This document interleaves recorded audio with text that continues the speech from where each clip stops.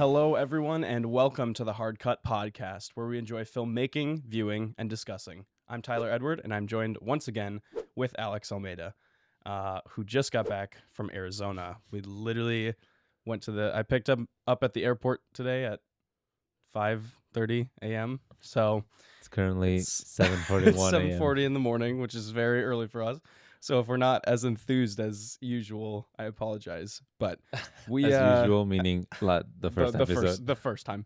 But we have our Oscar debrief to talk about. I wanted to get it in as our second episode. So we had filmed and recorded an episode just in case we didn't get to this in time, because we unfortunately didn't watch the Oscars together. But we knew we wanted to talk about it right away, and I really wanted this out while it's still big and trending right now, because there is so much to talk about, an unbelievable amount to talk about. Yeah. So this is how urgent it is. Yeah. Oh, the man. Sacrifices that we make. I'm just looking at my ballot again. So I did... On the last time we talked about this, we did who we want to win and who we think was going to win. And now we have the winners. That being said, within the time we talked about it and up until like a couple hours before the Oscars, I refilled my ballot and my opinions changed on some of these, which is kind of crazy. How was it? Because you watched a couple more? I had watched a decent amount more than when we talked. So when we talked, I had not watched Flow, which was beautiful. Sydney was bawling. I was emotional. It was so good. I had also watched The Apprentice, and I thought there was one more Oscar one I watched, but it might have just been those two. But it's just crazy how much 1 week can make, like, a difference that 1 week can make in the decision on these. And that being said, like, I didn't change a ton of my opinions. There were just like, I think one or two big ones that I ended up changing, and then ended up predicting right. So I say we just jump straight in, because we got a lot to unpack. Yeah, a lot to talk about. Okay, so it opened. We're gonna go through the whole event and we'll go through the winners and everything. But to start, we got our performance that we've been waiting for so long. It was in early talks, and we were joking about Cynthia Erivo's interview. And actually, like, right after we talked about it, I think the next day they confirmed it. Yeah, which is crazy. So Ariana opened with Over the Rainbow. I really liked it. I think it was beautiful. She was wearing her red sparkly dress to kind of mimic the ruby slippers, which was awesome. And then Cynthia came out and started singing. What did she sing? What's this one called? Home from the Wiz. Yes, that. Which I actually did not know that one. Me neither. I was very confused. I was too. I'm like, where's our Wicked medley? What are we doing? Where is the Wizard and I? What's happening? And then they joined together for Defying Gravity. Yes, which was I do have awesome. to say, during Cynthia's performance, my English is not gonna work today. The cameras. Oh yeah. Whoever came up with the shot of Ariana looking at Cynthia, that was, and the rack focus of like going from either Ariana to Cynthia or vice versa. It started on Ariana Grande. That's what I thought. Her, yeah, and then it switched. And yeah, whoever came up with that was pretty amazing. Beautiful. Sydney was getting emotional. I was getting a little emotional. I was like, Ariana was all of us like. Just like go, Cynthia, so go. proud of her. Yes. And it was just so sweet. It was so good. That was, to me, the best moment in the performance. Yeah. It was a very strong opening. And then it totally vibe changed when Conan came in. The shift between this and Conan's entrance was I do have to say like, okay, they don't need anything else because they are Ariana and Cynthia. So they made it like beautiful. Yeah. And I really liked it. But I was thinking back to I'm Just Ken. Oh yeah. And I was like, God, they could have done so much more with surrounding them. I don't know. That part I was like, I wish the production was a little bit better. They were incredible. I just wish, you know what I mean? Yeah, The I production was think better, but it was just a great start. it was kind of clear that they put their like musical production into things we weren't expecting. Yeah. Like the whole Well, James Bond we'll, thing was we'll get to, we'll get to but that. it was like that was the most like grand, and they were doing a bunch of stuff with dancers. It felt like they added this performance like at the very Yes, end. this felt very last minute. It felt Yes. like we need a strong opener because we don't have one right now. Do you guys Yes. want to do this? And they're just Yes. like, well, of course. Yeah. With their big ass Of nails. course. Of course, babe. This Yeah. picture of them holding hands is so adorable. Mhm. They're a great duo. Yes. So total switch up. Conan comes out, and honestly, I was a big fan of him. I loved him. I don't know. He's usually like, I'm not like super fond of him, but I also wouldn't categorize him as like, I don't like this guy. Like, he's just like, for talk show hosts, for me, he's kind of just middle ground. And it was just so refreshing because of Jimmy Kimmel's like awful hosting last year. So bad. Conan O'Brien found like the perfect line of like balancing funny, balancing sentimental. And he was nailing it. And his opening was amazing. We right after the opening performance, it cut to The Substance. And that was it was that was genius. That was it was perfect. It was a great him way. going back for the shoe, like Yeah. that was great. Yeah, so he starts ripping open Demi Moore's back, and he starts crawling out just like Margaret And then Qualley. as soon as it's done, I don't know if it cuts right to her or like he talks for a little bit and then he cuts to her, but her face was like, I had no idea that this was happening. He was like, he like looked at her, he was like, oh, that was awkward, and she's like, yeah, it was. That was so funny. Yes, that was awesome. And then he came out and he gave a big opening monologue, which he talked about a lot of things. He hit a bunch of jokes. And he talked about the fires in LA, which was great. And then he did that second musical performance about not wasting time. Okay, I wasn't a fan I think of that. that one was his worst like bit. Because it comes back afterwards. With a couple of things that he does. Yeah, they kind of like, I'm not wasting time. Why? Yeah.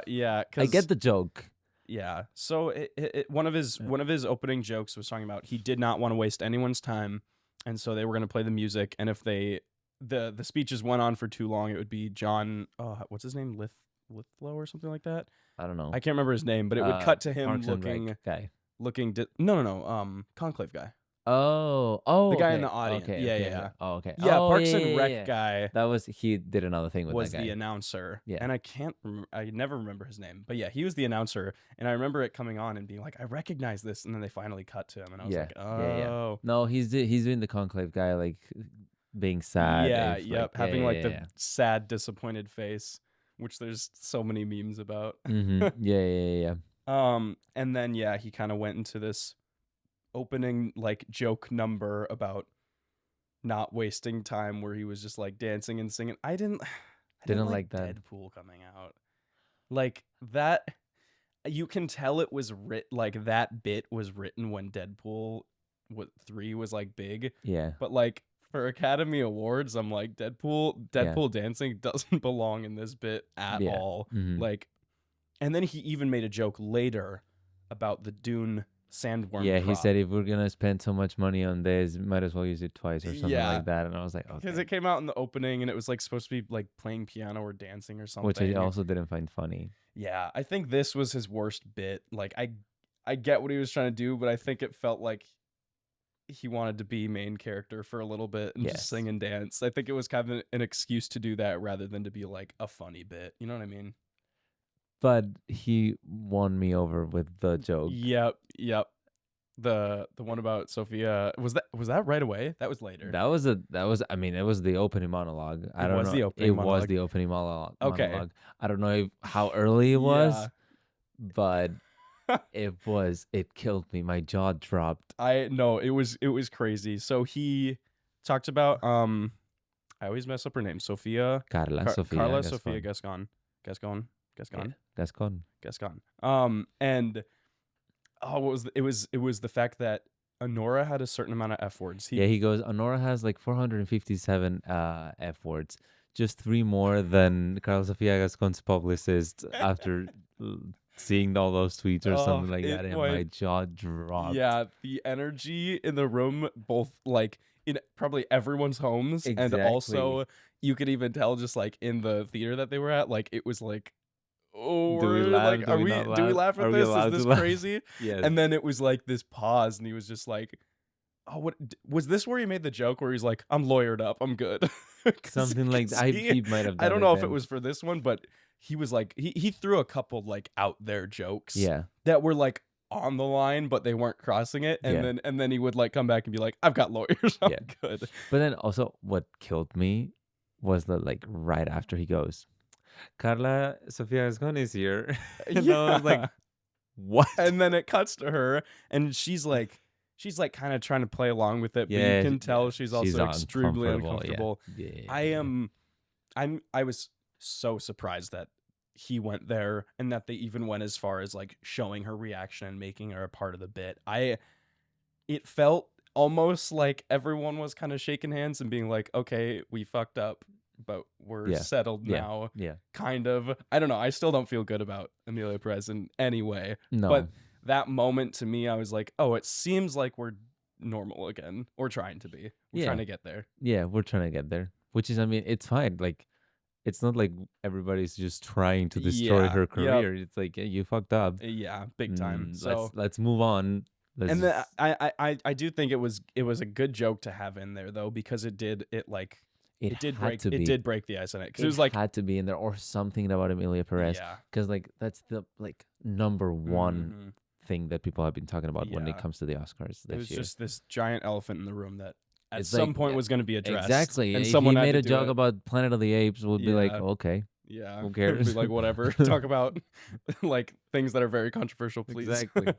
So I'm glad he did it. Yeah. But it was crazy.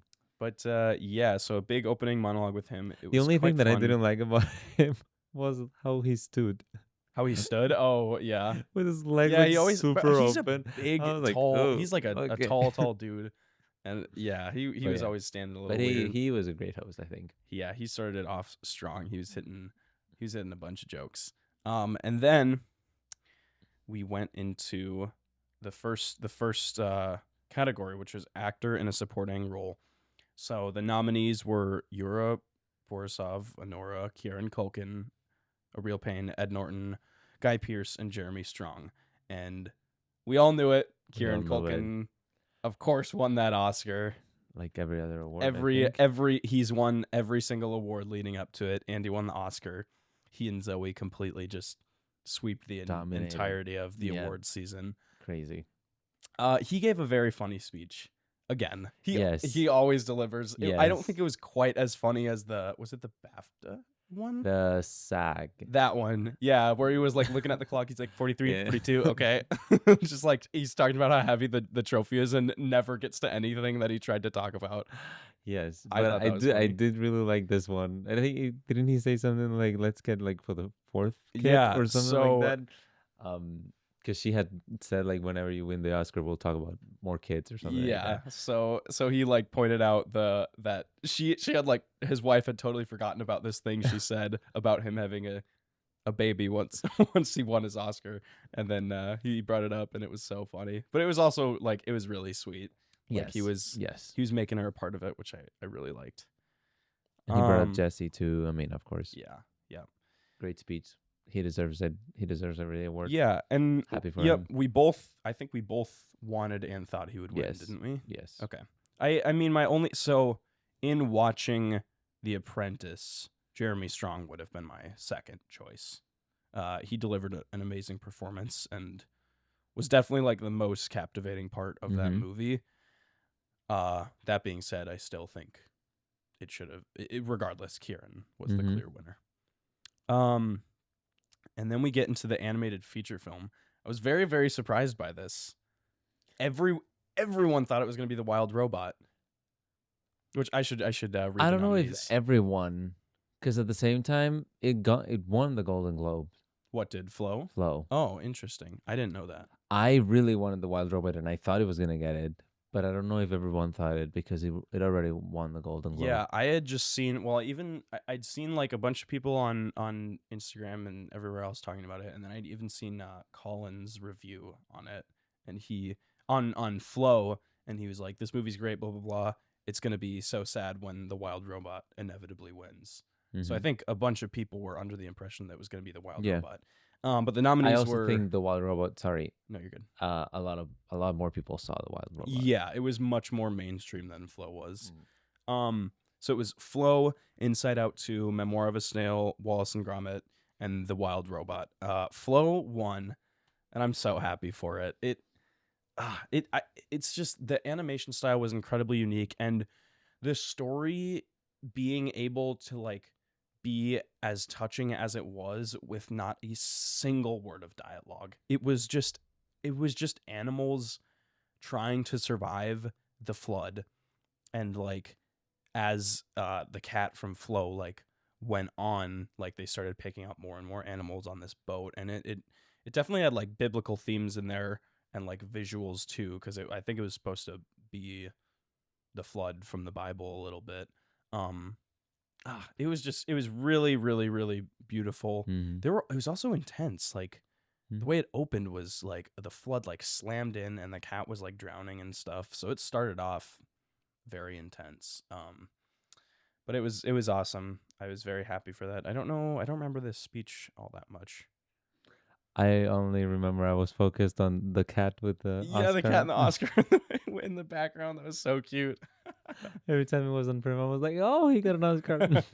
So I don't really know what they talked about, honestly. Yeah, I can't quite remember that speech, but I also don't. Again, I don't know the order of events super well. I tried to look all over, but it was very recent that the Oscars happened. It was 5 days ago, ish. Yeah, 5 days ago. So it's still very new and fresh. So not a ton has been like uploaded or online about like specifics of it, but we have a general idea of the order. I have the nomination order, but I mean like the performances and whatnot.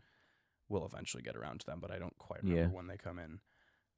Third category was animated short film. We did not. I should say it for animated feature. We both got that wrong, I think, because we both voted The Wild Robot. But I wanted Flow to win, even though I hadn't even seen it at the time. Animated shorts, Beautiful Men, Magic Candies, Wander to Wonder, Yuck, and then the one that won was In the Shadow of the Cypress. Didn't see any of these, but congratulations. Costume design is category number 4. I don't know where to begin on this one. You can already go, because you wanted Nosferatu, right? Well, I wanted Nosferatu, and if I'm being like brutally honest with myself, there was a very big part of me that knew Nosferatu wouldn't win a single thing. And obviously I'm still going to like have faith in it. So like in my ballot, I'm still going to be like, I think this will win. But like the entire time I've been doing this, I know it's not going to win anything. But if it were to win a single thing, this is what it would have been. So when this was the first one that it didn't win, I was kind of like, well, that's it. That's it. And that's unfortunate. That being said, I was very happy with the second result. I don't even know the guy's name who won. But the nominees were Complete Unknown, Conclave, Gladiator 2, Wicked, and Nosferatu. For costume design, Wicked won, and it was very beautiful, very touching. First black man to win in costume design, which was huge. Crowd was absolutely crazy on this one, and Cynthia stood up and clapped with her big nails.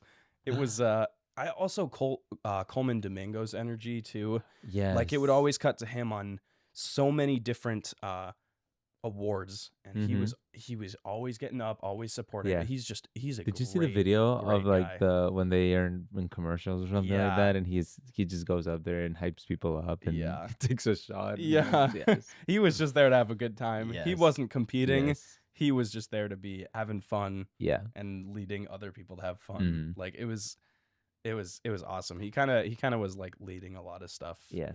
in general. Something that I really liked, I thought it was hilarious, how they introduced costume design. How did When they? they all show up and the guy from Wicked is Oh, dressed in yes, that's costume, right. It's and he goes Bowen like, Yang. "Guys, Oh, we I were thought we were losing all it. doing this." Oh yeah, because then Lily Rose Depp was like, no, it's cringe, and then John Lithgow, I think that's his name. He was like, yeah, cringe. He's just like this old guy, so it's like everyone's just laughing at how awkwardly he says it. It was so funny, and then he kept Bowen Yang was like calling him his bestie or whatever, and it was so funny. Yeah, there I were just so think many because funny like he moments looks this so time. like tiny and ridiculous with Yeah. that costume, and it's like, guys, Guys, come on. Why aren't we dressed up? The speeches were really awesome as well. Or not the speeches, but the way they introduced like each one of them talked about the costume designer for yes, their own yes, movie. mm-hmm. I think they did that with like two They or did three it a couple times. times, yeah. And I was a really big fan of that. Mm-hmm.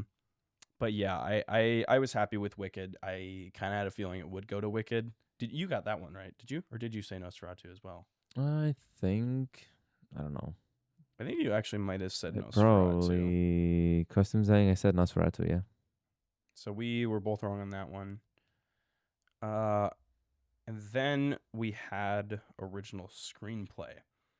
So this one was a bit surprising. Very surprising for me. I'm extremely, extremely, extremely happy about it. I wasn't expecting it, especially when he had said multiple times that he saved the movie on the edit. Yep. So I don't know. I was surprised. So nominations were Honora, The Brutalist, A Real Pain, September 5, and The Substance. Honora won. It was awesome because Sean Baker ended up winning, like, in technicality, 4 awards for Honora. You know what? Maybe we'll dig into that now because I don't want to forget about this because I think 5. Well, Mikey Madison won. Oh, okay. I mean Sean. Okay. Sean Him. Baker Okay. specifically. Okay. Yep. Yeah, I kind of want to dig into that right now because that was one of my biggest takeaways. Was Sean Baker's success was like incredibly inspiring because, well, for one, each time he went up, he had a completely new and different thing to say. I was gonna bring up how great his speeches were. His speeches were thorough but short, fast. Like straight to the point, beautiful. Like everything he said was just he was on fire that night. Yes. And he won. Well, I mean, we'll get to him, but he won original screenplay, director, editor, and then best picture, obviously. Yeah. And his first speech, I think it was this one. Or like the one I'm thinking of, I think was this one where he talked about independent filmmaking and low budget filmmaking, and like it felt like he was literally like reaching through the screen and like talking to me and millions of other like young independent filmmakers, and just like he had the most encouraging message. And he was like, in general, the fact that he won all these awards for a low budget independent, like it's not big studios coming, it's just, it was a simple story. It was just so beautiful, and the fact that he won all these awards, it goes to show that you don't need all the money to make these big grand things. Like you can win an Oscar just by having a beautiful story and a decently low budget. I was very proud. I was very happy. Yeah, it was incredible. Not my winner though. That's what I was gonna say. Not who we had picked. Well, wait. Okay, so we had both picked A Real Pain. Yes, and I still stand for it. But yeah, because part of it was because A Real Pain had won other screenplay awards, I believe, leading up to it. So I think that's what was influencing our decision a bit. And also in general, it was just a great screenplay, a great story. I didn't know anything about September 5th. And we talked about this last time. I think The Substance was a great story, but like script wise, like screenplay wise, I don't know. Much compared to other ones. Yeah.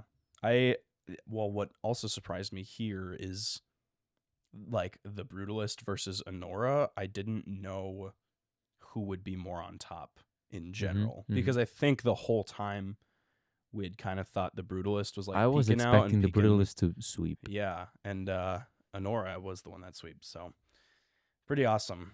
And then we went to adapted screenplay. So the nominees: A Complete Unknown, Conclave, Amelia Perez, Nickel Boys, and Sing Sing.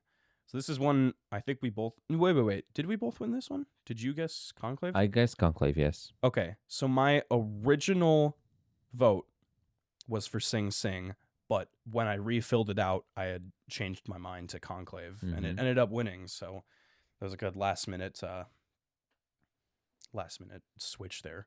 Yeah, I don't know that there's much to dive in. Oh, wait, was this Conclave's only award? Putting me on the spot here. I think it is, and maybe. That's crazy. Let me scroll through here. I think this was Conclave's only award. Wow. Yeah. What I noticed about this year that was definitely different compared to last year, because didn't Oppenheimer win 7? Yes. This year it was very even for the most part. I'm so glad you brought that up, because my only note on my phone is that I'm so happy that everything was kind of even, because it shows how great this past year was in movies. Yep. And I don't know, I was just so proud, because and I looked it up. This year Anora won 5 awards. Last year Oppenheimer 7. 2 years ago Everything Everywhere All at Once 7. Yeah. So you look at the photos with like the lead actors and the supporting actors, and 2023 was 3 Everything Everywhere All at Once actors, and then a different one. I think it was The Whale. Oh yeah. And then last year it was 2 from Oppenheimer, and this year is like 1 from a different film. Yeah, the variety. I was so happy awesome. That there was like so much variety, and like everybody got like a little bit of it, and it's not like, oh, another award for this one, another award for this one. It doesn't get too repetitive, which is what it's been the last multiple years. Yes. And even starting off like in order of the events, it was all across the board for so long. Yeah. Like yeah. Until the 8th category, it was everything had won its own, and then Anora won again. But even after that, for a while, like it was very. There was so much variety the entire time, which was really, really refreshing. And yeah, it just goes to show 2024 was an insane year for movies. We had amazing movies this year. Yes. Makeup and hairstyling. Did we get a performance in here? I'm trying to remember when the first or the second performance comes in. Well, let's talk about it now that let's you brought it let's up. just I don't go know into if it was right there. I don't remember where that performance fits in line. I don't know how big I am on this one. What was that? I don't understand what the James Bond thing was. So we got a big, in my opinion, way too big and way too long celebration of the James Bond franchise. I believe it was some sort of anniversary something. I thought it was some celebration for like the composer. Oh, that might have been what it was. Maybe, I don't know. But I loved how it opened, because I was waiting to see Margaret Qualley the whole time, and then she comes out dancing. Yes. And honestly, had they just ended it after her dance, I would have been like, great, this is perfect. But then I thought just kept going. When Lisa comes down too. Yeah. I thought it was Demi. Oh, that's funny. I was expecting Demi to come back. That's funny. But no, we got Lisa, which, I mean, she was fine, but just this whole tribute in general, I think a lot of people are like, it went too long, and I'm going to throw this in there because I'm not the only one who has talked about this. I've talked about this with Sydney, and I've seen it all over the internet. I was very, very, very upset that James Bond gets a 30-minute interval music and giant performance, and David Lynch, who died this last year, gets a 10 fucking second in memoriam. And I'm like, I know you have like your thoughts on David Lynch, but I'm not the only person who's like mad about like no. Whether I like it, I like him better or worse. Like he's done so much for cinema. So like he like created and paved an entire direction and genre of cinema, and I am so surprised that he got 10 seconds. Yeah. Like, but honestly, that's why I got mad with the bit of the not wasting time. You could have used that time instead of actually wasting it. You could have used that time to do something else. Yep. For example, David Lynch. And there were a lot of moments in there that if they had shortened, because obviously we knew speeches were going to go long. They always go long. That's inevitable, even if you try to cut people off, which we later find out does not work for some people. But we'll get to that. You know that's going to go long no matter what. So I wish they had cut down their runtime in other places and been able to throw in stuff that people really wanted and kind of needed. Because, I'm quite upset about David Lynch not getting any sort of mention. I mean, he was in the in memoriam, but it wasn't. Yeah, they just kind of passed over him. Yeah, a little bit like coming back to James Bond. I didn't think it was necessary. I do have to say, I'm not a big fan of Lisa, but Doja Cat and Ray were phenomenal. I heard they can sing, and I really, really enjoyed watching them. Yeah. I know you enjoyed the dancing bit probably more. I enjoyed also because you're obsessed with her performance a lot. I don't know, Doja Cat and Ray were just phenomenal. Lisa was fine. I have heard a lot of mixed reviews on Doja Cat. A lot of people are saying her singing was like very, very bad, and a lot of people were saying it was like I really, just really vibe good with anything that she does. And I remember, I don't know if it was a tweet or just like something she said in an interview, but she was talking about like how she was like super nervous, so she was like flat on a bunch of notes or whatever, which, if you're someone who can happen. Dos Oruguitas, Sebastián Yatra, a couple years ago, he was nominated for Best Song from Encanto. He was like shaking. His voice cracked multiple times, and it was still a beautiful performance. So we know they can sing because they're like super successful artists. And they for me, they get nervous. I watched it and I enjoyed it, and I thought it was a good performance. And like, if you're someone who grows up studying music and knowing music, obviously you're gonna be like, oh, she wasn't great, she did this wrong, she did like from a perspective outside of that though, I thought it was great, and I was very surprised because I never heard her actually sing. Only heard her kind of rap. That's what I keep saying. Like, she needs to sing more because the couple times that I've heard her sing, she's great. Yeah. And if you want to criticize how she sang, you go up and do it. Yep. So I liked this performance. Was this all 3 in one? Yes. Ray oh my god. It was all together.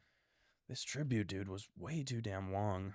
We got 4 different which I love. Performances. I love that Ray sang because she has a song called Oscar-winning Tears. Oh, okay. So like I unfortunately don't get super. I got super excited when I saw her there, because like with a little joke that she's a song about how this guy is fake and cries like an Oscar winner. So I kind of knew who Lisa was. I knew Doja Cat. I didn't know Ray because I'm not hugely into the modern day music scene, which I should be more. But I didn't really know these 2 artists that well. I knew Doja Cat, obviously.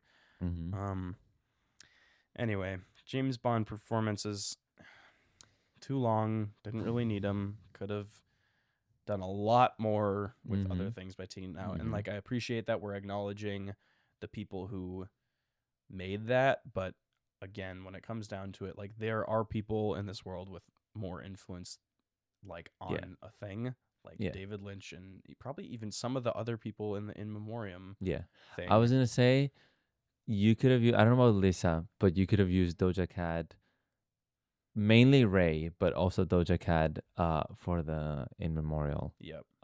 Because I don't know when you want Yes. to talk about that. Yeah, we'll get into that when it comes up, but But we're thinking the same thing. but like they have beautiful, beautiful Yep. voices. And I think they could have done something really cool with the In Memorial instead of doing such a a long thing for James Bond. Yeah. And I think that's kind of the general consensus. A lot of people thought it was a bit over the top and did not need to happen, but it did anyway. Mm-hmm. What can you do? Okay. So makeup and hairstyling. We were really off on this one. We were really, really, really off. And like, come to think of it, it feels so obvious that this one won. But I'll do the nominees. So makeup and hairstyling nominees: A Different Man, Amelia Perez, Nosferatu, The Substance, and Wicked. The Substance won. I don't know why that wasn't obvious. Well, like for me at least, like looking back at it, I don't. I was gonna say I think Nosferatu. I want The Substance, and then you went off and said that you wanted the green. Yeah, then we had the whole green thing. I don't know why that came up. I don't either. But then my opinion had ended up. You kind of changed my opinion, and I was thinking more Nosferatu. And yeah, I don't know. I guess why I didn't think about The Substance. I just wasn't. I know like the prosthetics near the end are like huge for it, but when I think of the Substance, I don't think that's the first thing that comes to my mind. Yeah, but at the same time, I think every time they talk about the Substance with like makeup and stuff, they go to the like the third act of the movie. Yeah.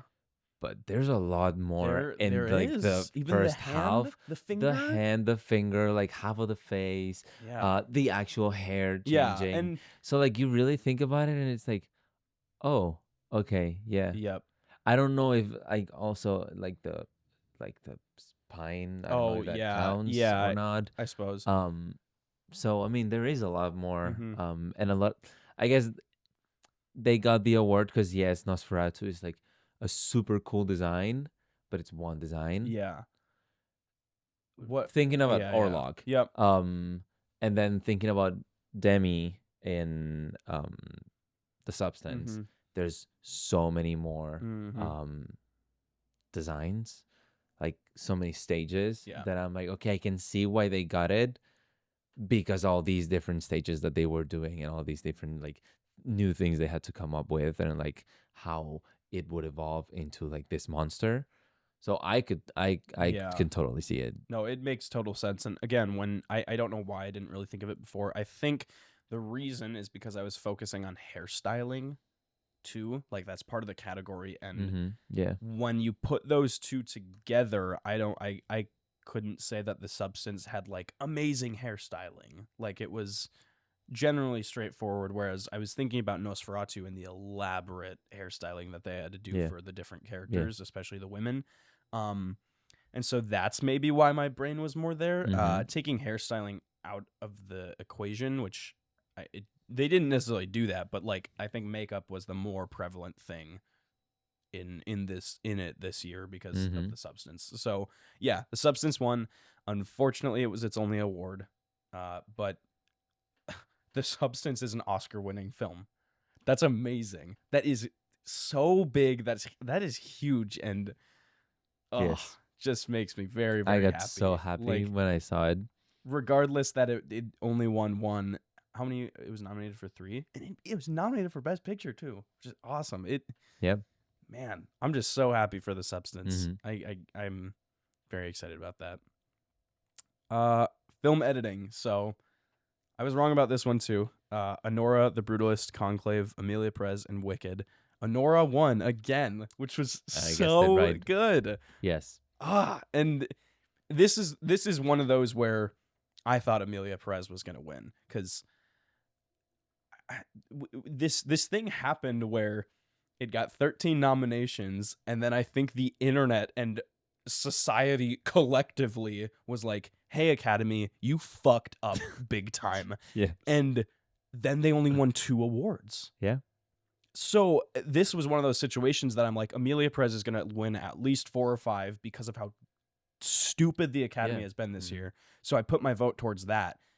But I genuinely think like everyone, like, I don't, not the bullied is not the word, but it's what I'm going to use. We like bullied the Academy into being like, you are dumb and stupid for doing this. Please like fix your problem. Mm-hmm. And then they did. And on the actual day of the Oscars, it only won 2, which was amazing. I was like, yeah, it fuck made you. me so happy, yeah.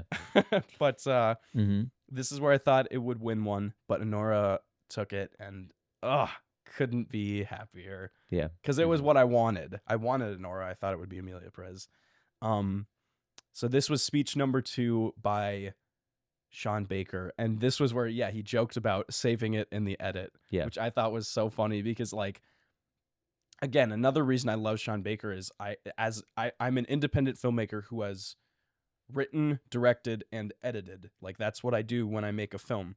And seeing as he's like the exact same way, it's just very inspiring when and the things he talks about are so relatable. Like, he's like, I don't know what the hell that director was doing, but I had to save it in the edit. And that I feel the same way because when I'm editing, I'm like, oh my, why the hell was I thinking this way when I should have been thinking this way? And I appreciated all his speeches because they were so in line with like the work I've like done. And it was a really great speech. I think this one was kind of his funny-ish one, whereas the other 3 were more serious and sentimental. But I was very happy with it. So happy for him.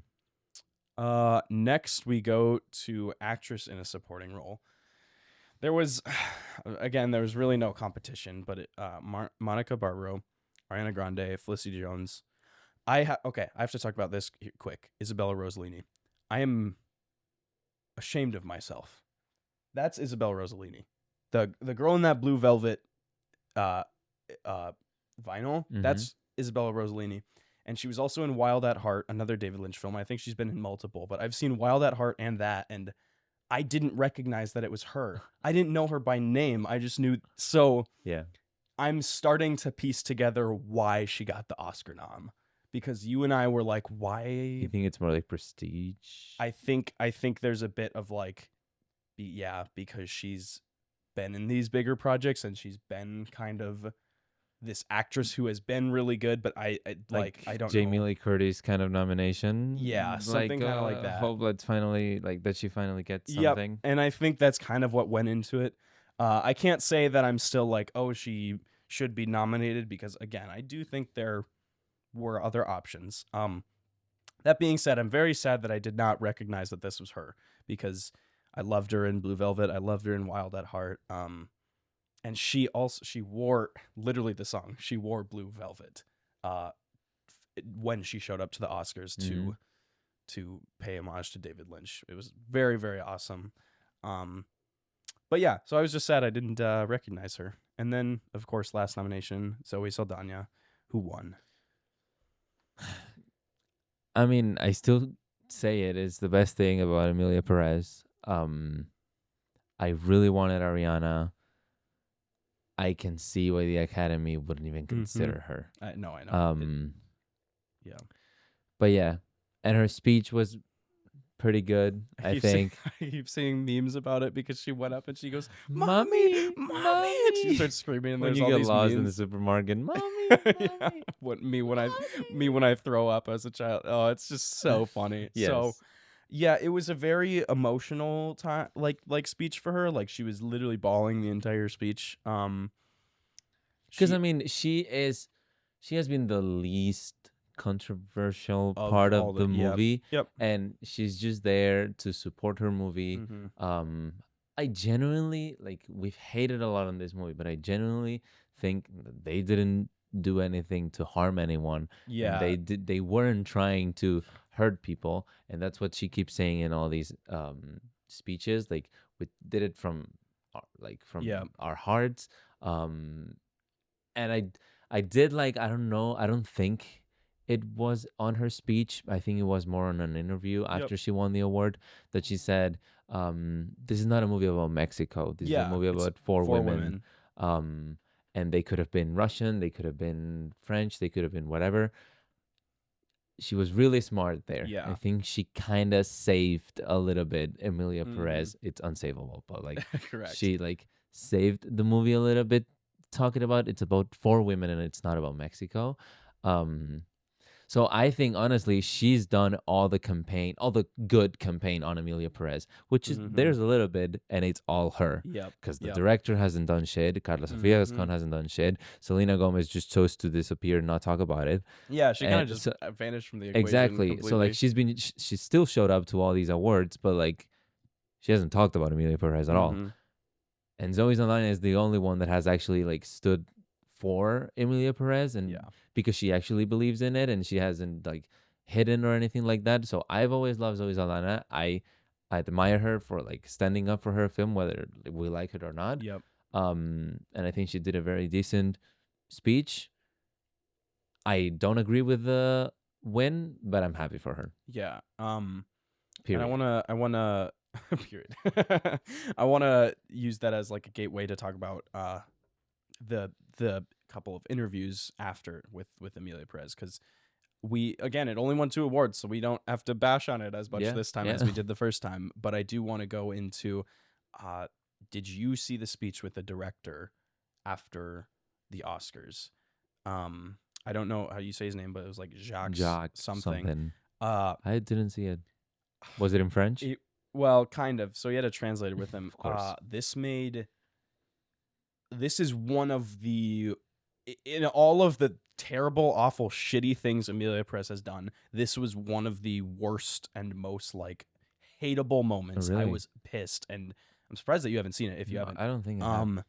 So after the Oscars, he was getting interviewed, and the interviewer said, "Hey, you have received all these nominations, and Emilia Perez won 2 awards tonight, but neither of those people spoke about trans people. They didn't speak about trans rights, which is what the movie wants to be about." And then the interviewer goes, "Since you now have a chance," literally spoon feeding him and like giving him the chance to finally have some sort of fucking redemption for this film and talk about it. She goes, "Now that you have the chance, do you want to speak up about the trans rights in like regarding this movie?" And this cocky motherfucker he speaks into the mic in French, and then the translator comes in and he says, "Well, since I didn't have any speeches because I didn't win, I wasn't able to talk about it." That's all he said. That was it. And then the interview ended. So literally being spoon-fed the chance to have this opportunity to finally be the good guy, he still is like, "Fuck you, I won't do it. I'm going to be a dick, and I'm just going to continue to be an awful human being." It's I don't understand.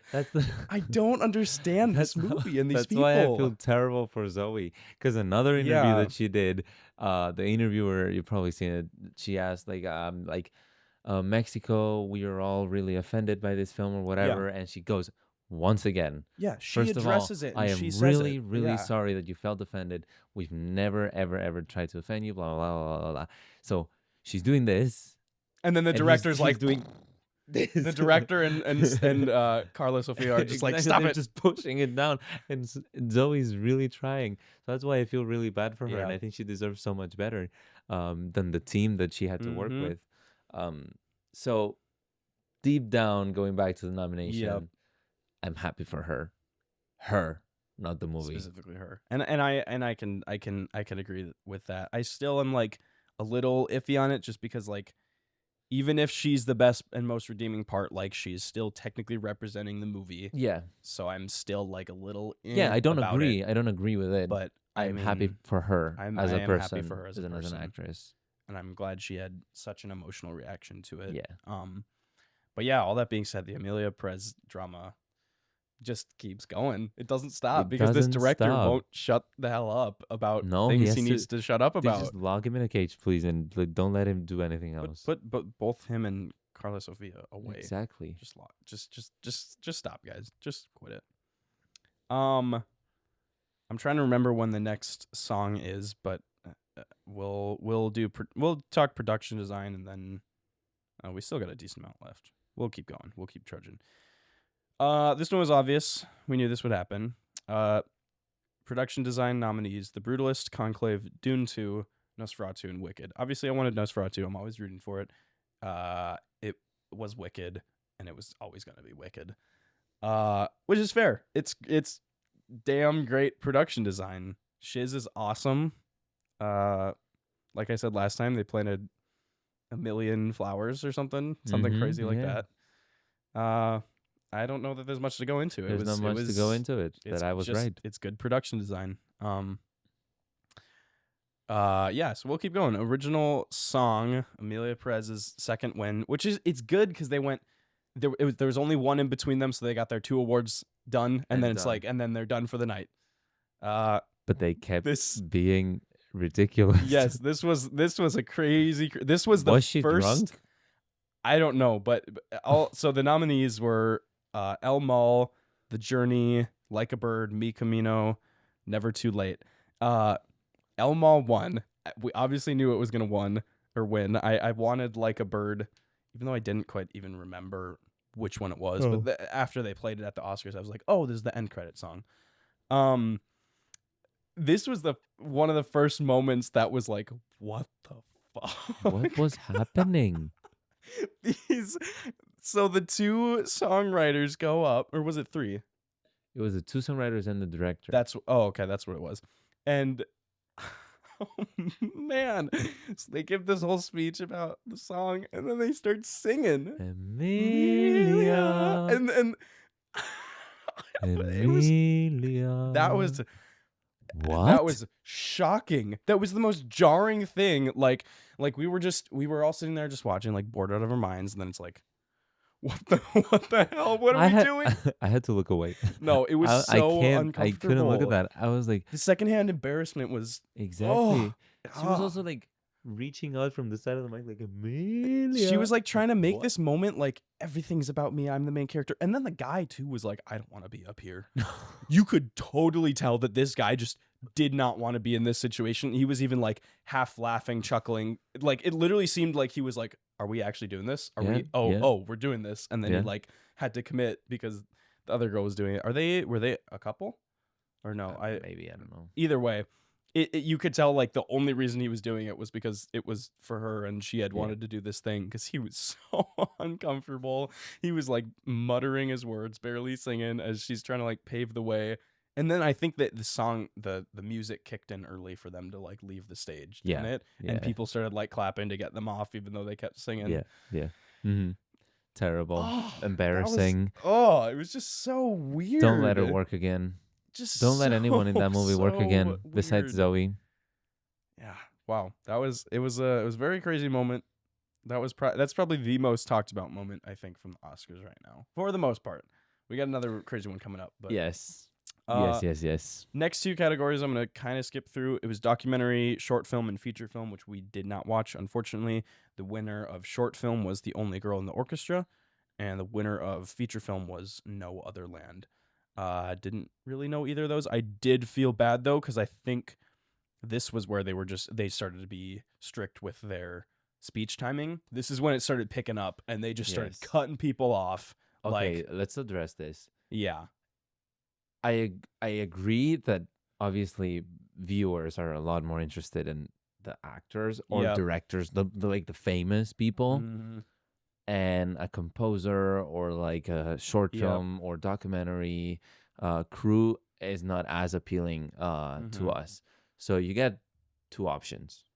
The Grammys have pre-Grammys. Yeah, where you could have awards before the Oscars, live streamed on YouTube. We can all still watch it, and you give them the time that they deserve, because you're giving them an Oscar, and an Oscar is as valuable for a documentary than for a lead actor. It means more, probably, in fact, to the people person who aren't getting as more addressed, because it's the first time that they the first time that they're like viewed by everyone and all that. So like that's, to me, option 1. Give them the time they deserve on some kind of pre-Oscars. Option 2, let them know that you're going to cut them. Let them know that, let's say you give them 20 seconds. It's not 20 seconds each. Yeah. Let them know, because I know that they don't know. They don't, because even if they see a timer, I'm pretty sure that they are thinking that it's per person.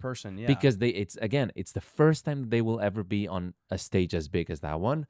So they will want to take 10 seconds to thank their wives or their kids or their moms or like whatever.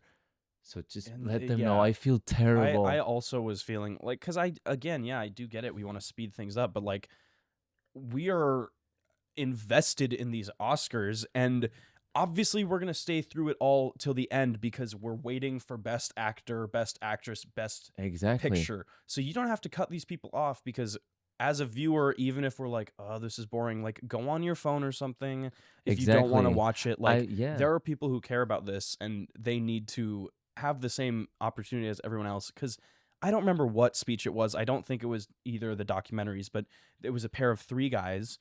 Yes. One guy went up, he talked. The second guy went up. The third guy went up, and his mic just wasn't on. He started speaking, and he looked around, and it felt like he was embarrassed, and he was sad. Obviously, he was embarrassed.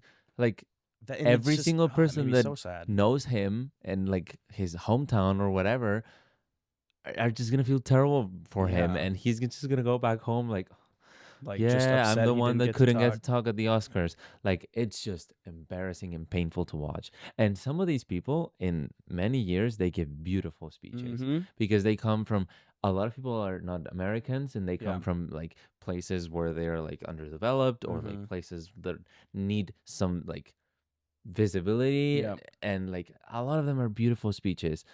So let them know, please, Oscars, Academy, if you're watching. The Academy's watching. Do something about this, because I feel terrible. Or I don't know if you want to get into this, or be more strict with the big actors. Yeah, because some it's of them, one or the other. You're boring. It's one or the other. Because I don't know. In my opinion, like, yes, there should be like an ideal timeline, but if people are gonna talk over it, just let them. And just accept that it's not going to go perfectly. And you can cut back on, again, the shit that doesn't need to be super long. Get rid of the wasting time bit. Get rid of the wasting time bit, and 10 minutes of that 30-minute James Bond tribute. And you got an extra 20 minutes in the program that could have gone towards these people who need to be heard and who need to speak about their passion in their films, and not get cut off by some orchestra music. It's really upsetting. In the future, they're already considering to add more awards. They're considering to add casting. They're considering to add stunts. So you're going to have to get stricter. You're going to have more awards. So either you get stricter with the times for everyone, or again, I would be totally fine, and I would watch a pre-Oscars thing on YouTube. I would too. I was we had ordered pizza at Domino's, and it was taking forever, so I had to go and pick it up. I was just watching the thing on my phone. Exactly. Like, I was watching all the interviews before the Oscars, because the pre-Grammys are watched by a lot of people. So why not do that? Dude, when Willem Dafoe showed up in the interviews beforehand, I was so happy. I just watched his interview with is it Amelia? Not Perez, but the girl who does like the chicken stuff, the chicken dates. Oh, yeah. Wasn't she the one interviewing for all the Academy stuff? Yes. She interviewed him about like vampires, and he's just such a dude. I love him to death. That has nothing to do with what we were talking about, but had to throw in my Willem appreciation. Yes, of course. But yeah. Unfortunate that they just keep getting cut off. But yeah, those were the 2 documentary ones. Moving on to sound. This is the 14th category. This one was obvious, and we were right. A Complete Unknown, Dune Part 2, Amelia Perez, Wicked, and The Wild Robot. It obviously went to Dune Part 2, which makes Dune 1 and 2 sound designers, they have won Oscars for both films now for sound design, which, and they will win the third one probably. Really, really, really cares deeply about sound design. I'm like, that's great for them, because sound design is hard stuff to do. And in my opinion, in editing, that's the hardest, most grueling part. Like, it's the part I spend the most time doing. And when you spend a good amount of time on it, it really, really shows, and it really reflects the talent that you have for it. So I'm not a whole ton to talk about. Happy for them. I didn't really even think these other categories had like amazing sound design to an extent. I mean, obviously they did, but none that I was like, oh, this feels like a good movie for sound Mm-hmm. design. Like Dune 1 and 2, you instantly are like, this is amazing sound. So yeah. 15 is VFX. The categories or the nominees were Alien Romulus, Better Man, Dune 2, Kingdom of the Planet of the Apes, and Wicked. Again, Dune 2. It got its 2 awards back to back, and then it kind of dipped out and didn't get any else. Didn't you love Timmy waiting for them? Oh like, my gosh, he's so supportive. Like, he was standing up for every. Yeah, he was part of 2 movies this year for Oscars. And every time they were nominated or came up, he was standing up and he was congratulating them. And then and back he to hugged back on every this, he person like that was them, walking up stage. So I was really happy. I love Timothée Chalamet. I love that he is so invested in everything he does, like to the point where he's just like he's always standing up for them and he's always just like supporting them with everything he has in him. Even if his like big category this year is a complete unknown, like he's still there to support his other movie too, because he's in a ton. But and I like him a lot better in Dune than in A Complete Unknown. Yeah, that's my take. I think I do too. Yeah, I think it's a little I don't know. I don't want to say it's surprising that he's nominated for Complete Unknown as opposed to Dune, but I do think the general consensus is his Dune performance was better. Because he was. But yeah, so Dune 2 won the award for VFX and sound back to back, which was cool. Then let's go to our next performance, because I don't remember quite when it came in, but I think we're in the ballpark. So this was a tribute to Quincy Jones by Queen Latifah. Ease on Down the Road from The Wiz. I don't know. It was a good performance. I don't know. I'm very middle ground on it. I wasn't like over the top. I wasn't like, oh, this sucks. It just kind of was another performance, which is out of all of the performances. I stayed and I watched it, but it's the most like bathroom break performance of the night. She was great. She's always great. We all love her. Whatever that dress, I don't. Oh yeah, this dress is crazy. It looks like a giant like cape. There. But I do really enjoy like lots of dancers and like lots of movement on stage, which is kind of what I was missing on the opening performance. But it was fine. Yeah, it was very middle ground. Yeah, in my opinion. So yeah, good. So that was the last musical performance, kind of, and we'll get to the memoriam segment in a second. So then we have live action short, which we didn't vote on because we didn't see any of them, but the winner was I'm Not a Robot. Then cinematography. This was surprising because, well, I don't want to say that. When we had put our votes in, we weren't even considering the winner at all. So the nominees were Brutalist, Dune 2, Emilia Perez, Maria, and Nosferatu. I've always wanted Nosferatu, but I think we both said Dune 2. What did I say? Let's see. Cinematography. Yeah, I think we were both set on Dune 2. Nope. Or what did you have? I said I wanted Nosferatu. I thought Brutalist. Oh, you did think Brutalist. Okay. So I don't know. In my original, I hadn't even thought Brutalist at all. And then when I refilled out the ballot, my vote had totally switched to Brutalist. I don't know if it was just like seeing things online or whatever else, but I just completely thought that it was going to sweep. Like I genuinely thought that it was going to get at least 4 awards. And I was very surprised that it didn't sweep, because it has been sweeping at most of the awards it's been doing, right? Like the awards ceremonies? it got best film at the Golden Globes. Yeah. So I was like, okay, we're sweeping. Yeah, that's I think a decent amount of people thought that. But yeah, it won cinematography, which again, when I refilled the ballot, that was my vote. So I technically was right on this one. I think people were a little upset about this. I've been seeing like even just in like the Letterboxd, they post all the winners or whatever. Even just I made sure to like look through comments on a decent amount of these because I was curious as to what people thought, and it genuinely did seem like a lot of people were advocating for either Dune or Nosferatu. I mean, like almost all the people I could see in the comments were like Love it, great. However, wish it had gone to one of these two instead. Because, yeah. And I mean, I have not I seen do think Maria. all of them. Yeah, I haven't seen Maria, but I don't all really of these care that much three about. that we're talking about, Yeah. They were all really, great really great cinematography. cinematography. So I could have been fine with any. Yep. Any of those three of would have them. been really awesome. But yeah, the Brutalists took it, and I'm not too upset about it. Okay, this was a great moment. Number 18, international feature film. The nominees are I'm Still Here, The Girl with the Needle, Amelia Perez, The Seed of the Sacred Fig, and Flow. Every single human on the planet thought it was going to be Amelia Perez. That's a lie, but a lot of people thought it was going to be Amelia Perez. And then they announced it, and I had like turned to Sydney and her roommate, and I was just like, just they're gonna say it. And then we hear I'm Still Here. I screamed. And I like shot up from the couch. I was like, screamed. Are you kidding me? Like, this is so good that the internet, dude, they put the Academy in their place. Yeah. They said back off. I bet the director was just like getting ready to stand up. Oh my gosh, I know. And then and then he goes, "Oh, never mind. I will sit back down." Oh, we got to watch this together. Because you haven't seen it, have you? I'm Still Here? No. I haven't either, and I've heard only amazing things about it. And then really sad that I have not seen it yet.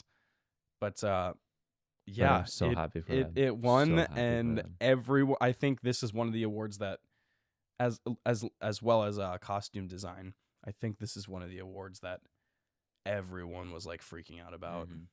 First Brazilian movie to win an Oscar. Yeah. So that's exciting for them. Yeah, I was very happy with this result, and it was the one I wanted, even though I still haven't seen it. I mean, I'd have been happy with Flow as well, because it was a great movie, but I have a feeling I will really, really like I'm Still Here. Okay, this one for me was obvious. We listened to this score in the car today on the way home from the airport. Original score: The Brutalist, Conclave, Amelia Perez, Wicked, The Wild Robot. I thought it would, and it did. The Brutalist won. It's just such a good score. You reminded me in the car how it sounds like, because I forgot. Yeah, it's got the amazing like big Brahms in it, and it's got Laszlo's like very soft like sad piano theme. I hear it and I'm like, immediately puts me in the world. And I know you don't relate to this as much, but I've been sending this to friends, and I even sent this to Colton, and I was like, this is like the best score of 2024. Sure. Good good for them. The Academy agrees with me, I guess. Sure. Yeah. Yeah, I was happy with that one. I usually care more about this category. This year I was just like, yeah, I'm okay with anything. I think before we get into the last four are very, very big ones, the big four. Let's talk about this in memoriam segment, because it might have been right around here. So the biggest person addressed in this segment was Gene Hackman, which I don't even know if I'm familiar with many of his movies. Either. I don't know that if you said name a Gene Hackman movie, I don't know if I could name one. I would have to like see the list of his to be like, oh, that one. You know what I'm saying? Yes. Like I wouldn't be able to just pull one out and just have it ready to go. But are you looking them up? Yes. Very curious, because I'm sure there are multiple, or at least some that I've seen, but I don't know that I could just identify them off the top of my head. Okay. I know Ants. Yeah, me too. But what else is he known for? I've seen The Birdcage. Oh, I haven't yet, but I need to see it with yeah. And then I mean, there's like Superman. I don't know any of these movies. I don't know. Yeah, I guess he had a very big influence that I did not know about. Sorry. But yeah, they went through all the actors and actresses this year, and everyone else in the film industry who has passed. And I do know that they like forgot a person or two. People were talking about. They did? Someone, I don't remember her name, but a woman that died this year. They did not add, which people were like, why didn't you add her if this guy was also 2025? Mm-hmm. They sang, the choir did Mozart's Requiem, which was just the worst choice I've had. But okay, here's the thing. For our generation, and I know this is not entirely true, but this song made its way into TikTok. It's a somehow. meme song. It is a So completely we meme see it song. as a meme. It was just And I one was like, choice. oh, we're laughing. Like, not only like, what? is it a meme song, but when you hear it, it's usually in context of something dark.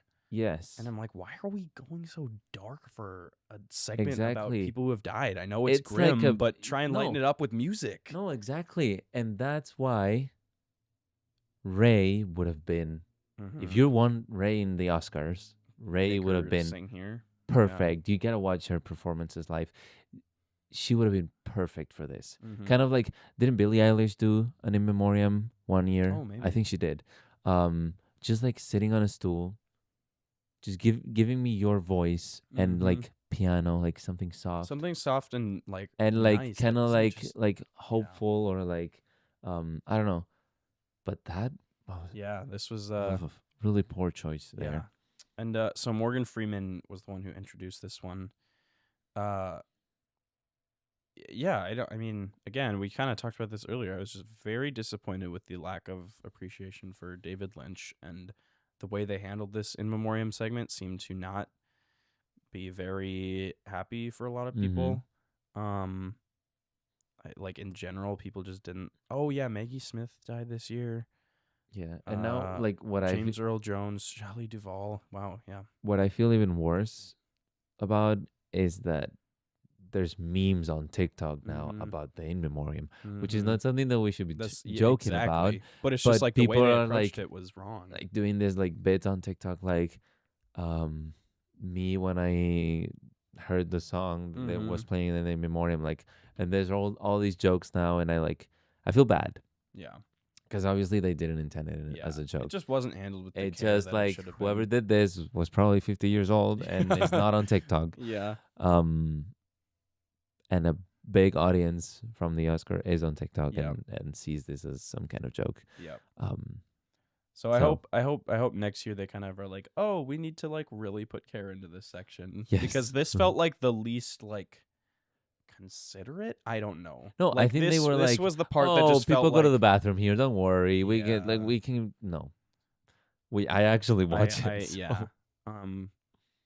But yeah, I mean, it was interesting. This is just making me think though that like, in general, if this is like the negative thing of the year, like this was not a bad year at all. Like, I know we haven't wrapped didn't up, I text but you that? I'm just like, this great is year, great year, and for movies and for like the Oscars, like yeah, the Oscars, the actual event. And Sydney said something to me that I like really like considered and was like, oh yeah, this is true. And she said like, when the world is like kind of falling apart and everyone's like so divided, that's when these like events are usually good, because people need something to like look forward to, and people need something to talk about in a positive light. So like, in general, this was just a good Oscars ceremony. This one was if you look at like all the bad things that we've said, like, it's just they're goofy like little details things that are we're like someone singing or someone, and no one thought of what we're thinking of while like creating the script for the Oscars, really. Yeah. But they're like minimal things. I think it was a great ceremony. Yeah. Okay, so that was the last of like the kind of things outside of the actual nominations and winners. I'm trying to think if there was any other. We touched on Conan briefly, but was there any other stuff he came back for talking about? I don't know that I can remember a ton, because he was kind of in and out. He made some random joke about Miles Teller and someone else. It was really random. Miles Teller and Miley Cyrus, I think. It was something about like either way, I mean, his opening was kind of what I do have to say. The presenters for like every award, so much better than what was the last one? the SAG Awards. Oh yes! Oh my God! Where it was just totally like They were SAG reading off Awards a were a teleprompter, and it was disaster. just nothing was organized, and Timmy was fucking up, Nothing. and the Honora group was like the group presentation. Timmy was like, I thing. should have come to rehearsals. Yeah, Like, wow. it's that one. So that they one actually was rough. rehearsed for the Oscars, and I'm glad. Yeah, because and I even saw photos of them rehearsing. Yes, Like I yes. saw specifically a photo of Miles Teller like in a t-shirt, not dressed up, like yeah, talking to and the Selena mic. Gomez, I posted a bunch of photos Yep. too. So, but yeah, which her presentation or her thing was the worst one, if I recall. yeah, she's not. She I was, love I her. think she was but trying to be she's not funny, great. but her voice was just like so uncomfortable, Yeah, and so yeah. it was for the documentary, I believe. I think she did feature documentary, and I don't remember who she presented with, but it just wasn't. Oh, was it Samuel L. Jackson? Oh yeah, it was Samuel L. Jackson. Yeah. And because he came out, and I was like, hell yeah! But then he's paired with Selena Gomez, who's just tanking the Yeah. energy in this. It's weird because she presentation. can be funny because like when she Oh. won for Only Murders in And the she's Building, like, and she goes, "We "Oh, never you know, win." we never win," or like what are the names, Steve and Martin or Yeah. whatever. They're not here because they don't care. Yeah. Like she So, can be stuff funny like that, when she she's can be funny when when she's she's on the spot. spontaneous. Yeah. On script, not so Yeah, much. because she was. I remember Sydney and I just being like, "Why is she delivering any of her Yeah. way this?" Like it was so monotone But and just. overall, when they have them like I don't know, like talking to every nominee, which they haven't done that a lot. No, they did that like it's kind of two or a new three thing. times this year. When they talk to every nominee, When there's like 5 presenters. when there's you mean? 5 Yep, presenters, yep. all that stuff, it was, I think, like you can tell that there's teleprompter because like Yep. a lot of these actors, you never see them wearing glasses. Mhm. They show up to awards and they're all wearing Oh my glasses. god, Andrew Garfield when he was with the older woman. Yes. We thought it was really, it wasn't like weird, but the way he was like holding her, he was like holding her hand and he was like had his like arm like on her like lower waist or whatever, and I'm like, is this like Yes. an old dear friend or like are you guys Yeah. fucking? Yes. Like it was Yes, a I little agree. weird, but yeah, I don't know, it overall, was fine. I do have to say they were great. Yeah. Okay. Actor in a leading role. Here we go. Another big moment at the Oscars. So, Adrian Brody, Timothée Chalamet, Coleman Domingo, Ralph Fiennes, Sebastian Stan. It was obvious from the beginning, Adrian Brody. Towards the end, though, Timothy did start to come into consideration, and so I was wondering, just based on the fact that they had gone against popular judgment this year with Emilia Perez, part of me was like, oh my God, is Timothy gonna win? Because they had been doing very unpredictable stuff this year. Turns out still no. Adrian Brody. He had a crazy little situation going on. So they announced the winner and it was Adrian Brody, and he walks up and he gets on stage and he goes, oh shit, I still have my gum. Like he remembers he has his gum in his mouth. So he spits it out and he chucks that ball of gum at his wife, who doesn't even catch it. She drops it and then she picks it back up. Goes, huh? She's like, where'd it go? And then he goes up on stage and he starts saying a bunch of nonsense. Yeah. He starts very, very slowly saying a bunch of things that like kind of connect as a thought, but that are all very like separated and nothing was super cohesive. Mm-hmm. And then the big moment everyone's talking about, the music comes in and he goes, cut the music, please. I've done this before. I'm almost done. This isn't my first rodeo. Yeah, like what? Very, very arrogant, very cocky. And it was kind of that situation where people were laughing, I think, a bit out of like discomfort, because like, yes, it was funny and there were people laughing, but at the same time it was also like, he is being a little bitch here. Like, I think it would have been fine if all those people, like if we hadn't had so many people get cut off earlier. Yes, I completely agree. Like if no one had been cut off earlier and he did that, it would be like, oh, okay, funny. But like so many people didn't get to talk. Mm-hmm. You've been talking for 8 minutes. Or yeah. I don't know how long he was talking literally he set the world record for the longest Oscar speech at 5 minutes and 40 seconds. He did? Did you not know that? Yeah, that's I had no everywhere. idea. He literally set the world record for longest Oscar speech, because I think it started like from the time he walked up to the time he ended. So even him like throwing his gum was, I think, technically part of that time. Which I mean, I thought that was funny. But yeah, like, people are so upset about that. I thought that was fun, and I thought it was just he and his wife have a goofy relationship. But other people were like, "Oh, he's such a dick for throwing gum at his wife." I didn't see it at all like that. I think his wife was like, "I got you, I got you," and then he was just like, "Oh, yeah." Which would have been like terrible to put your gum on your pocket. Yeah, or like to hold it somewhere. Or yeah, like, or just keep talking with it. I don't know. Or swallow it. Yeah, people get grossed out when I swallow my gum, but I swallow gum all the time. One time you don't have to swallow any other gums. You have it, just swallow it. Yeah. But I thought that part was funny. Mm-hmm. The music part, yeah, terrible. Considering that you have been sitting there seeing how so many people got cut off. And him even saying, "This isn't my first rodeo," is also like, yeah, we know you've already won your Oscar before, so get on with it. Exactly. Mr. Two-time winner. And here's the thing. I still love Adrien Brody. I think he's one of the best actors like we've ever seen in our generation, and I will always be rooting for him.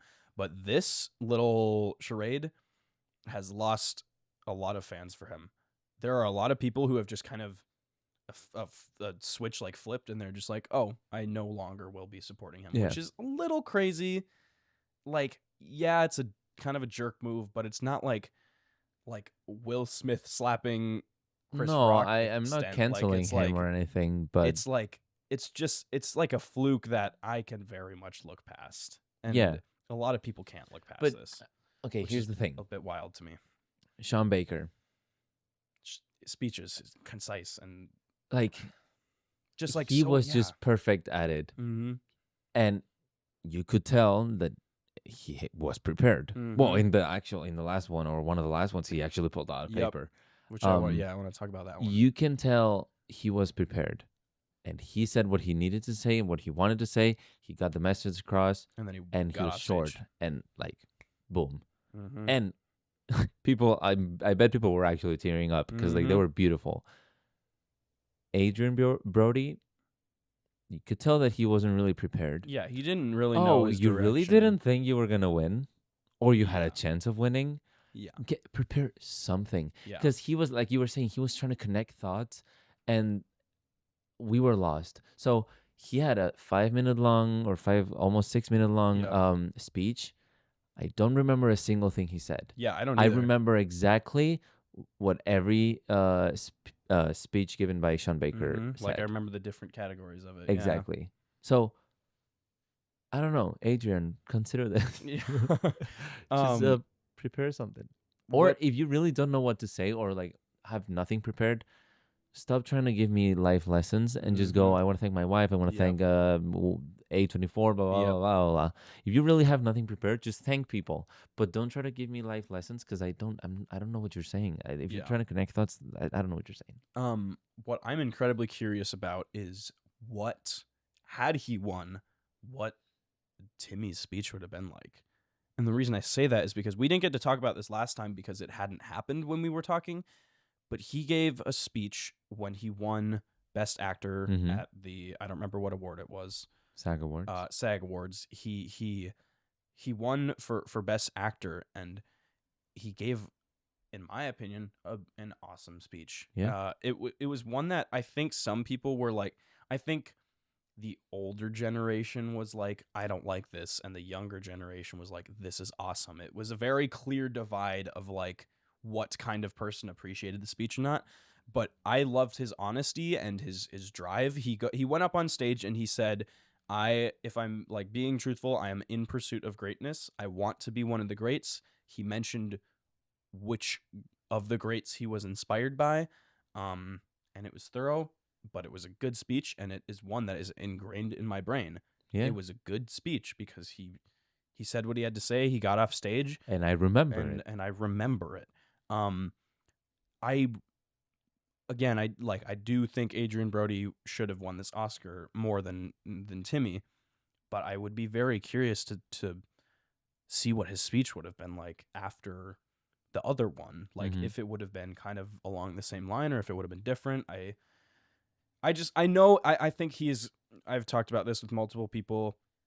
I think he is kind of the Leo DiCaprio of our generation.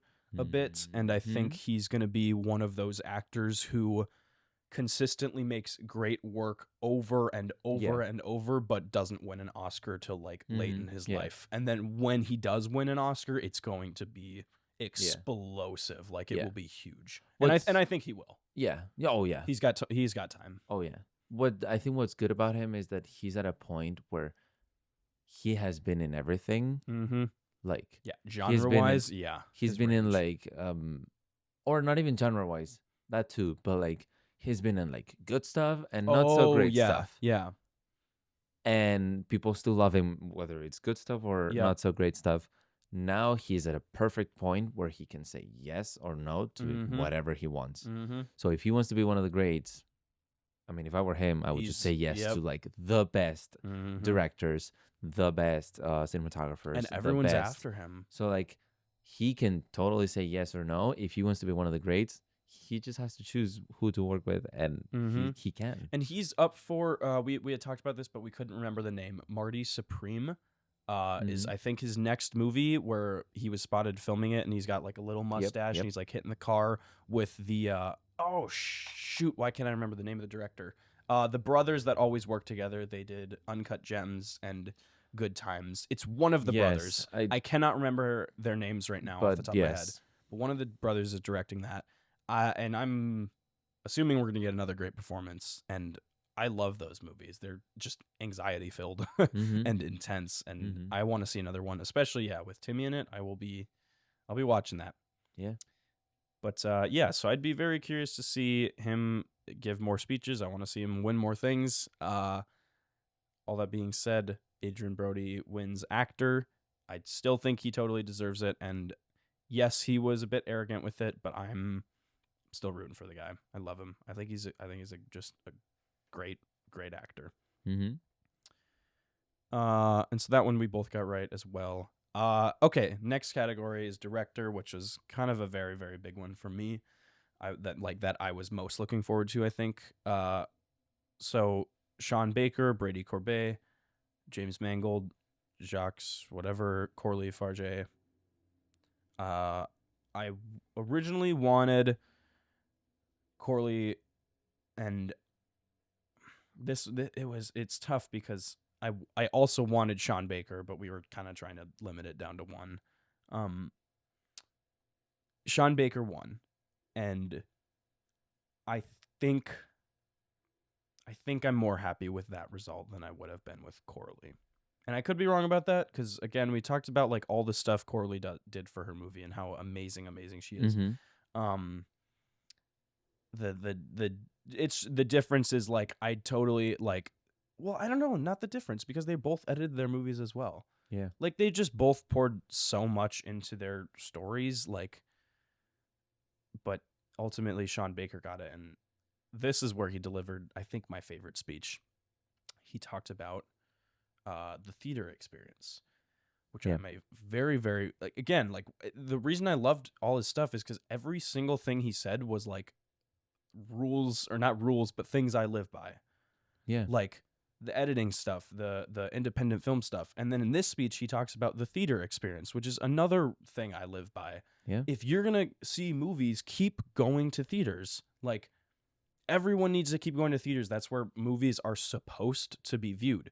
Directors and writers and everyone who makes films, that is like the intended medium to watch a film on, is to go to the theater and get the experience. It's a community, and he was just preaching about that. Like it's unfortunate that we've gotten to a point where they are starting to fade, and like we said, I don't think they will fade in our lifetime, but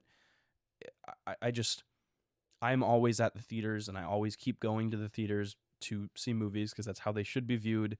And I'm just so glad that he was like huge on that as well, because it is a thing that could possibly go away if we don't like do more to do something about it. And I think him saying that was like a bit of a wake up call, and just another great speech. And it kind of wasn't even necessarily related to his win. It was just something he wanted to speak on, which he had the opportunity to because he won 4 damn awards, which is amazing. That's the thing. He saw that he had a platform where he could just like talk about whatever he wanted and he would be heard. and he took the chance, Mm-hmm. and it worked. And we remember those speeches, and I'm pretty sure, I want to say that he helped at least one person say, "Oh, maybe I should go to the theater." Yeah, I totally agree. And this also he called out, or like he shouted out his mom in this speech as well, because his Yes, mom introduced him birthday, to, her birthday or something. yeah, it was her birthday, and she was the one who like brought him to the theaters for the Yeah, first time. So yeah. he shouted her out. It was very sweet. Yeah, a great speech, a great moment. He totally deserved it. And he probably kept it under 2 minutes. He definitely did. And well, because yeah, you even watching the speech, people started clapping and getting ready to interrupt, and he like put up his finger and kept going. And it wasn't in a rude way. It was in a look, like, I need to be brief Here, with this. one more thing. Like, just Yeah, let yeah. me keep going because I want to be quick. I'm being considerate of your time. Like, he was being extremely considerate across the board for every single speech he had, and yeah, he totally rocked it. Mhm. Okay, let's go to our next category, our final two. So this is actress in a leading role. A very, very, very, very surprising moment.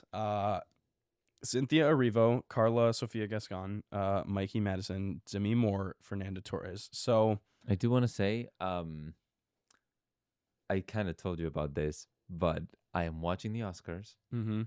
Oh yes, the Hulu thing. Yes, this is crazy. I'm watching the Oscars on Hulu, and these are the nominees, and the videos, the clips start showing up. Screen goes black. We had an issue or whatever, and I was like, no, there's no way, Yeah, there's the no way. worst time for it. I couldn't go back. Like I just couldn't go back. So That the was- Oscars finished. Yep. The last two awards, I had to like find them on Twitter. Yep. And I was so pissed, but so happy. So I was watching on YouTube TV. It sounds like everyone who watched on Hulu had that. I don't know if you knew that, but I had no idea. But it was an I issue with Hulu. lost it. Because everyone had the same experience with Hulu. It like cut out at that exact moment. So everyone who was watching on Hulu had that happen. So the Oscars probably lost like a ton of viewers in just like that moment, which is crazy. I very fortunately was on YouTube TV, so I didn't have that happen to me. I was able to like see it all the way through. But so Mikey Madison won. Yes. This was insane because Demi Moore has been winning everything, and I think Mikey Madison and Fernanda Torres won one each. Yes. But Mikey won the BAFTA. And I don't know what Fernanda Torres. Everyone was expecting Demi Moore. There wasn't really a question or a competition. No. Like if you go online and you watch any video, and it's who's winning the Oscar. Oh, it's Demi. It's Demi. It's Demi. Obviously, it's Demi. And in my opinion, or I had thought, obviously it's Demi, but I wanted both of them equally. And then Mikey Madison wins. It was shocking, but I was not upset.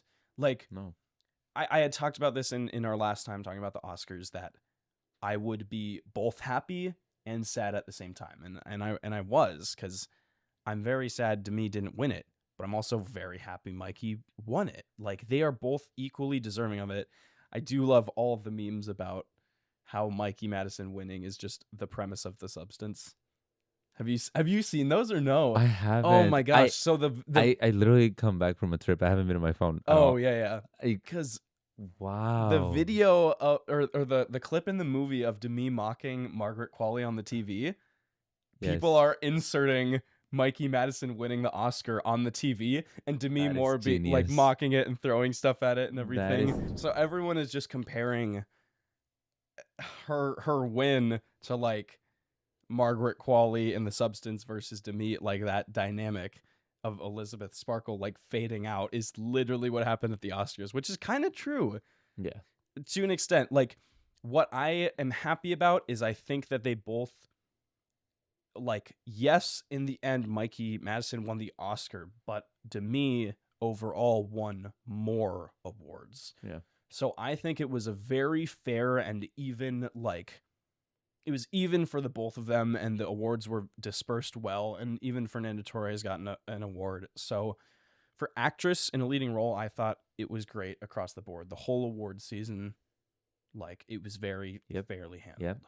Mm-hmm. But I mean, I was so happy for Mikey. I was so happy for her too. It was great. Then, like, because you actually like listen to her talking, she's like, oh, so sweet and like that. Then you watch Nora, and oh my like, gosh, she's a I different know. person. Yeah, she's her like character is insanely different. unrecognizable. Like, insane. I'm sensing an Honora rewatch brewing. Yeah. I have to. It's rocketed to most popular on Letterboxd. It's coming on Hulu soon, I think. Oh, is it? Is it not on like anything else? I don't think so. But yeah, I need to rewatch it. The song that they have, "Today This Could Be." So it's just, it brings me back, bro. It brings me back to watching this in theaters for the first time. Yes. That opening, I need a rewatch, dude. When it rolls credits and she's, man, rewatch is very necessary. Honora might be the best movie of the year, and the Oscars seem to agree. Best picture: Honora, The Brutalist, A Complete Unknown, Conclave, Dune 2, Amelia Perez, I'm Still Here, Nickel Boys, The Substance, Wicked.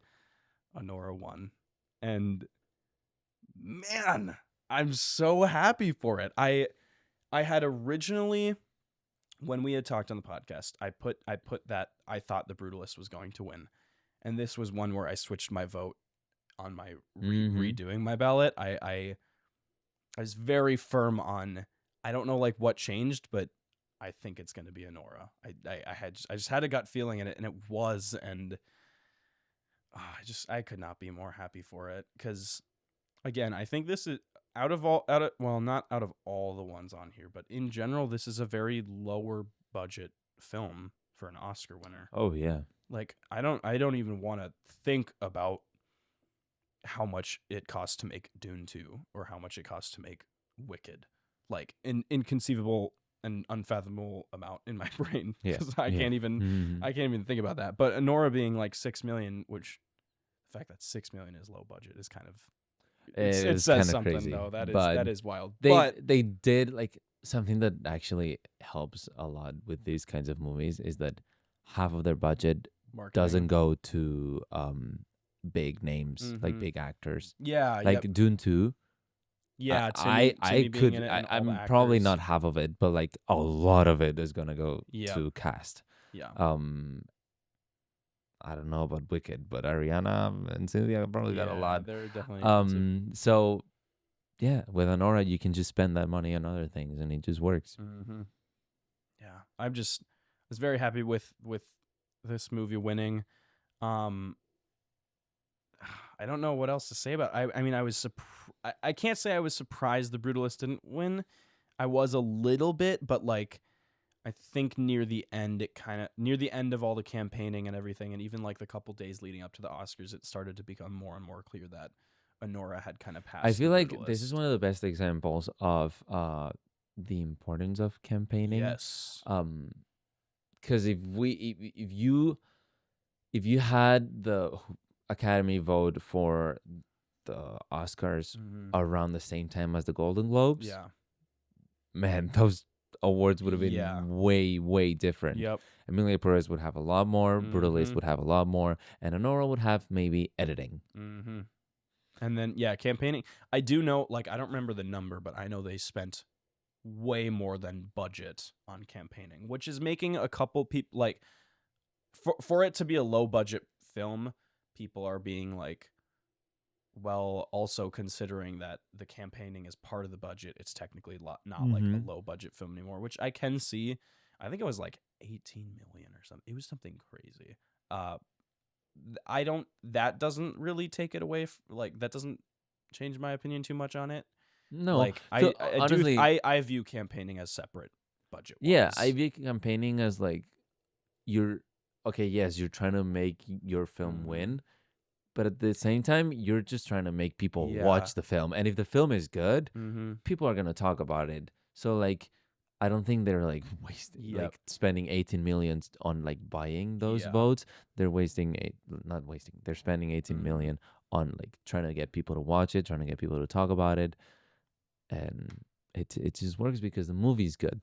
Yeah, and I think like I think that it ended up being like the CEO of Neon or whatever, because I think it was more of a Neon decision than it was like Sean Baker or production to advertise it this much.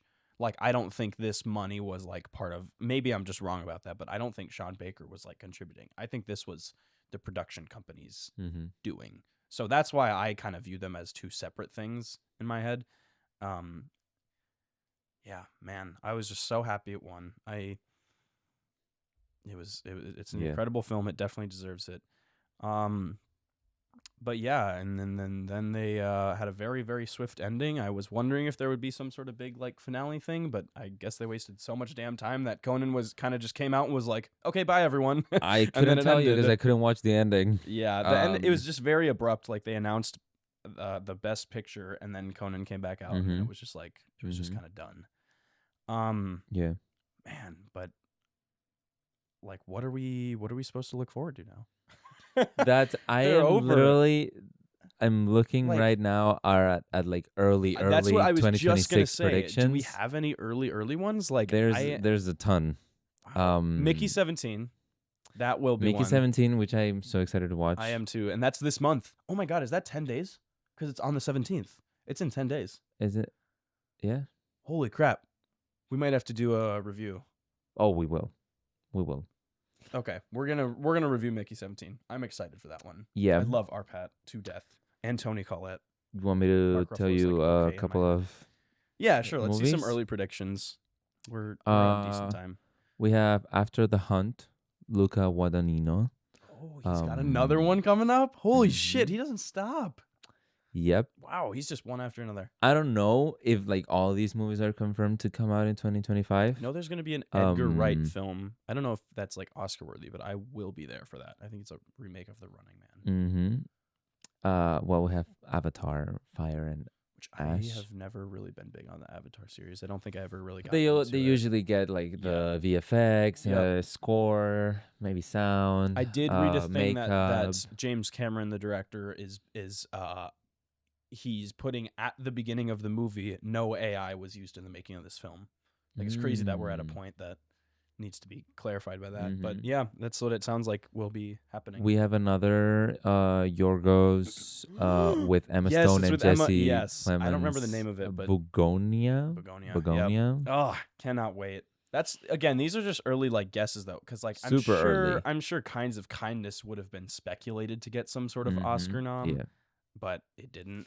We have apparently Die My Love, substance style outside the box contender. Jennifer Lawrence and Jennifer Lawrence and more Arpat. Yeah. Yes, dude. Nice. The F1 movie, which is one of the most expensive movies in history. That's with Brad Pitt? Yes. Okay. So we'll see about that. I don't know. Yeah. But he directed Top Gun Maverick, and Top Gun Maverick got a couple noms, didn't he? I think it did. Frankenstein. Yes. Which we're getting 2 Frankenstein movies this year because Maggie Gyllenhaal is directing and starring in The Bride with Christian Bale. Ooh. So we're gonna get 2 I'm different more excited vibes. For that one, we're gonna get Guillermo del Toro's Frankenstein. Yeah. With some amazing cast, but then we're also gonna get the flip side where we see Frankenstein's Bride and Christian Bale as Frankenstein, dude. Holy shit. I had no idea about this, but Chloe Zhao is coming out with Hamnet with Jesse Buckley and Paul Mescal. I'm trying to think if I've heard of this one. It's an adaptation of it's an adaptation of a 2020 novel. Okay, interesting. But it's Chloe Zhao and Paul Mescal. I've heard the name, and I know I've heard like Paul Mescal being a part of that project, but that's about it. Oh, you don't know who Chloe Zhao is? No, the Hamnet. Oh, okay. Yeah. And then a bunch of I don't know, bunch of other ones, but yeah, I don't know if we'll get as good as 2024, but I mean, I hope. I mean, again, there's always like, did you know that Anora was a thing in early 2024? Because I had no idea. Well, and then all these movies come out. I actually did know about Anora right away because I was on my Sean Baker kick, but. Well, I mean, I'm saying Anora, and I could be saying whatever. Yeah. I'm still here. The other thing though, like for me personally, I know that I don't think 2024 will be beat in a long time in the genre of horror. Like horror specifically, I think it's gonna be a long, long time till we get as many bangers as we did this year for horror. But yeah, I mean, this was a great year for movies. The Oscars was really fun. It was a generally like the build up to everything was extremely controversial. Yeah. But the actual event, I think, wasn't, in my opinion. Like, there were some things that happened that were like, questioning choices, but nothing that was like dire or like. No, we haven't had the Will Smith. Yeah. No, it was pretty tame. Year. It was pretty tame. Yeah. But it was fun though. Very fun year for me. I think it's the year that I've been most invested. Oh, me too. I've never watched this many films for it, and I've watched a lot in other years, but like not to this point. It's I don't know what you got, and we weren't like competing or anything to preface, but I got 11. Okay, you got 11. So there were technically 23 categories, but we're doing the 19 because we didn't go through animated short or the documentary short or documentary feature or live action short. So you got 11, I got 12. So we're basically pretty good. The same situation out of 19, which, yeah, I mean, there were definitely unpredictable ones in there. But, yeah, wow. Now we got to start looking out for movies that are going to come for next year's Oscars, which will be fun. I always try to like... I try to be ahead of the game, but I never will. I always try to be like, oh, this movie's coming out in theaters. It's like there's still... I wonder if it's going to be nominated. I'm just going to go. I think it's never. For me, the only one I did not see that I did need to see was I'm Still Here. Other than that, I think I got like everything that was like quote unquote important to see. Yeah. So I was pretty happy with that. Yeah. We both saw a good amount this year. But yeah, that was our Oscar debrief. I apologize for the 2 back-to-back Oscar episodes, but it's just what's going on right now. What to look forward to? We filmed a trivia like / games video. I don't know when, or podcast. I don't know when that will be out yet, but I'm in the that one was fun. That was very fun. It's a bit messy. Yeah. but hey. But it was fun. So look forward to that, as well as I'm still trying to get this Nosferatu review organized. I watched it with the group that'll be talking about it here, but we have yet to just sit down and talk about it. And coming up soon, I will also be having my father on for an Evil Dead trilogy discussion. You're gonna love that. I'm not gonna listen to it. But yeah, so I got a lot coming up. So just keep staying tuned. Follow me at my socials, tyleredward.films and Tyler Edward and tyler-edward.com. I don't think I have anything else today. So yeah, those were the Oscars. Those were the 2024 Oscars. Wow. Thank you. Thanks for listening, everyone. That was the Hard Cut Podcast.